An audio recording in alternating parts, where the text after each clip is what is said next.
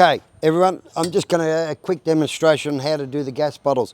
The gas bottles have got a little pressure release valve here.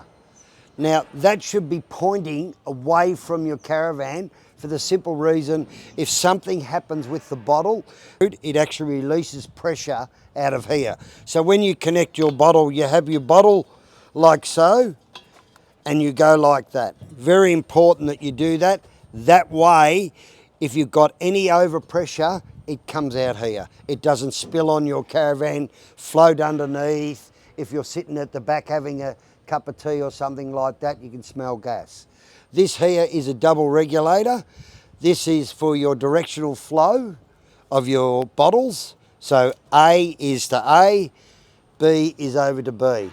This here is what they call a overpressure regulator here. So if your gas line gets damaged or ripped out, this will tell the regulator to shut your gas off immediately. And that's basically it.